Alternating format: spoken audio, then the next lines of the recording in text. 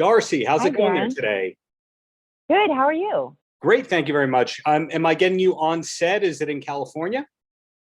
So I'm just off set. Like I wrapped this morning at 6 in the morning, but I'm actually in Pittsburgh Wow. Okay, of that's all places. that's wonderful. I mean, The Deer Hunter was filmed there, but we're not here to talk about that. We're here to talk about I guess Ride right. the Eagle. And Ride the Eagle, when was it actually filmed? I couldn't tell that just by looking at it. Right. Yeah, yeah. It was filmed, I want to say, let's see. I mean, time is like, what is time these days? But it was about a year.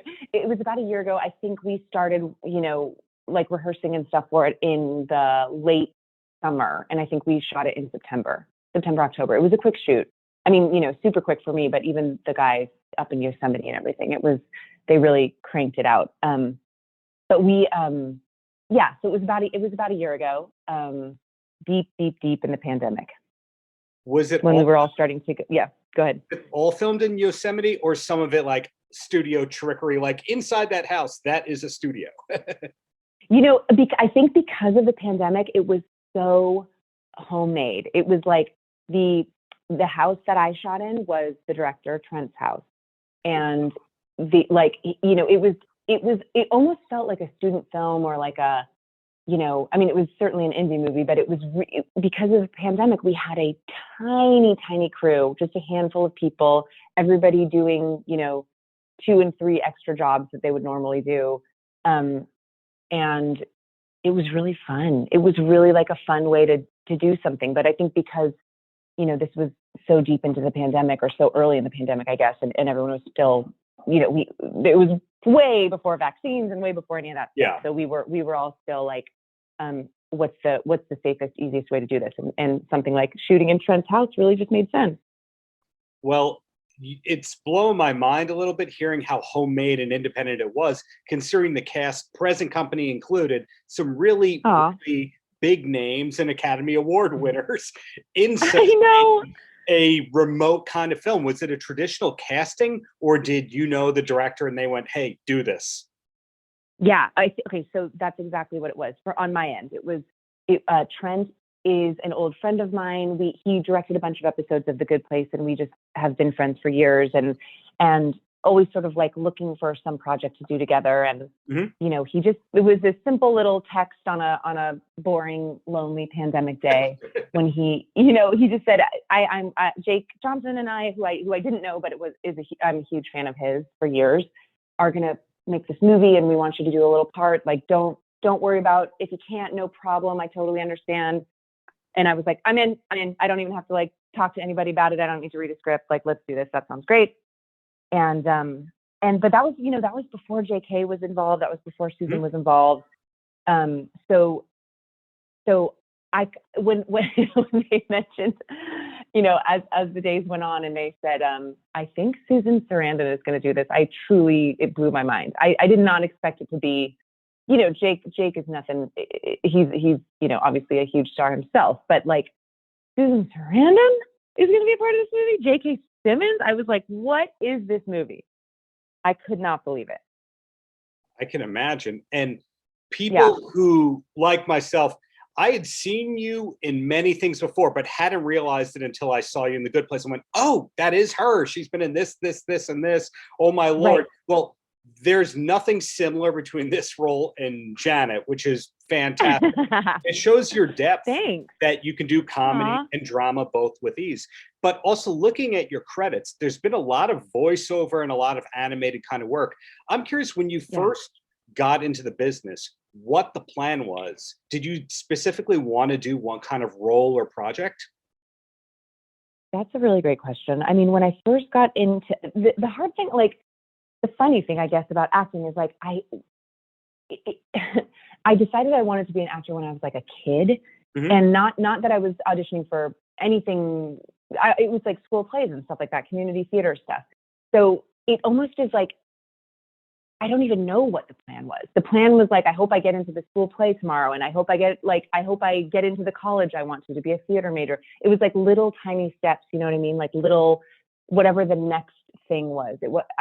it was only when I was kind of like an adult out of college that I could see the bigger picture of like, oh yeah, this could actually be my job, like what I get to do forever. Mm-hmm. And because, you know, the truth is like, because as an actor, you're sort of, you don't have a lot of control. A lot of it is like throwing a million things at the wall and seeing what sticks. And right out of college, I discovered that I really loved comedy and that I really loved improvised comedy and sketch comedy. And so I sort of dove headfirst into that world, like into the UCB world and the comedy world, and really like put the blinders on. And that was my life for, you know, basically my whole 20s. And then when I was like, I would love to pay rent, then I thought maybe I'll move to LA and see if I can actually make a living at this. So, but definitely because of my background in improvised comedy and sketch comedy, but then even further back in theater, I'm like, give me anything. I want to do comedy. I want to do drama. I want to do Shakespeare. I want to do action. I want to do like there's no, there isn't, I truly mean it. Like there's nothing I don't want to do, which I tell my agents and managers every damn day. That's really great to hear. Anytime in general, my heart is warmed when you see that somebody did not peak when they were 25.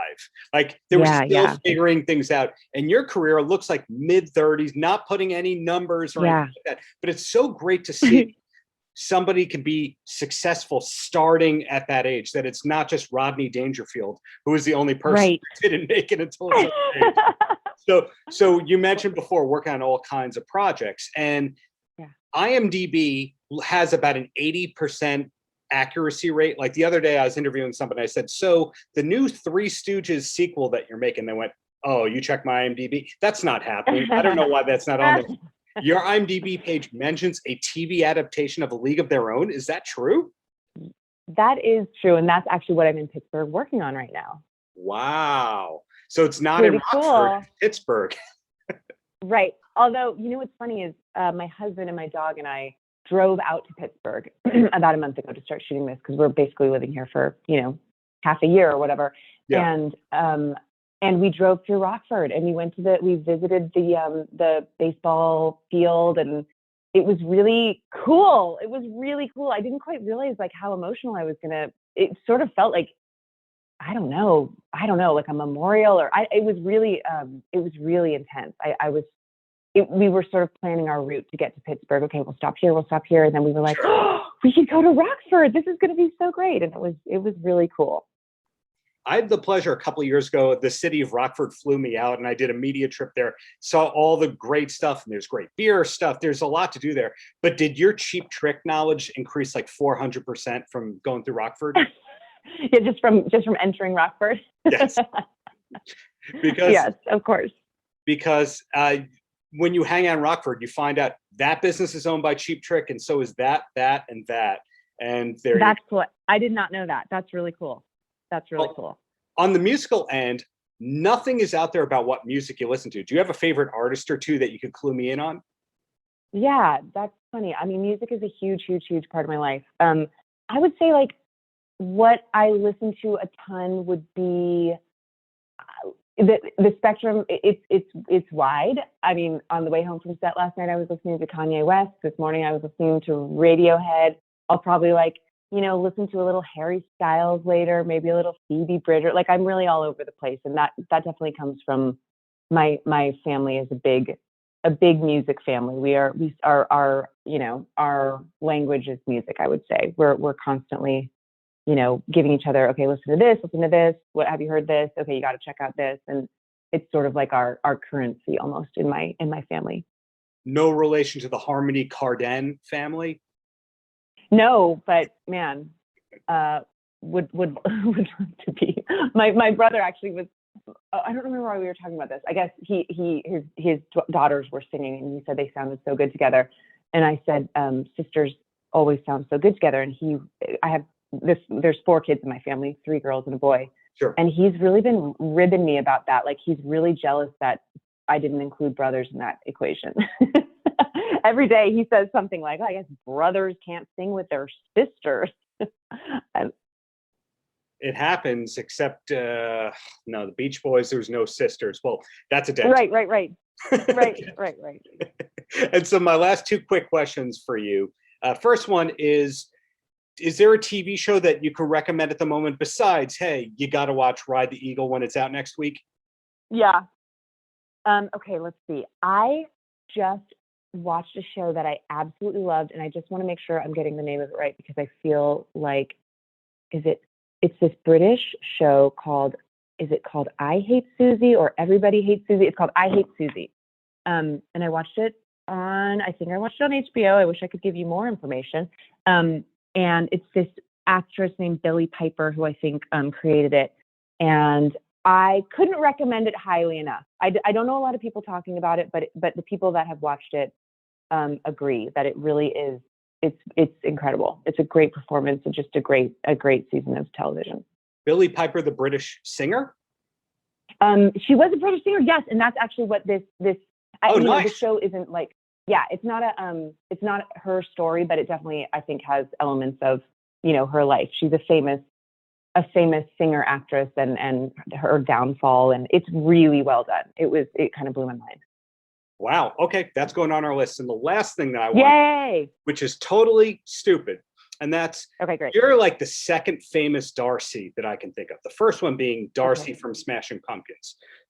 I'm curious. Darren, I'm about to blow your mind. Oh, no, then please. Okay. Well, I was going to say. I mean, ask me the question, but I'm about any to photos of you and that Darcy from Smashing Pumpkins exist? No, I've never met her. My life would be complete. Let me tell you something really quick. I know we have to go. When I was in junior high, okay, let me say it like this. I was born Darcy. When I was in junior high, I was so obsessed with the Smashing Pumpkins that I changed my name to D''A''RCY, just like Darcy Rescue from Smashing Pumpkins, and I never looked back. Wow. Better than Marcy Darcy, at least. Yeah, definitely. Yeah, she was the reason I have an apostrophe in my name. So wow. I'm a huge fan. Mind blown. Well, thank you for many years of great comedy. We love Janet in this household. Ride the Eagle, great movie. Just keep it up and looking forward to A League of Their Own, everything that's next. Thanks, Darren. I appreciate it. Paltrocast.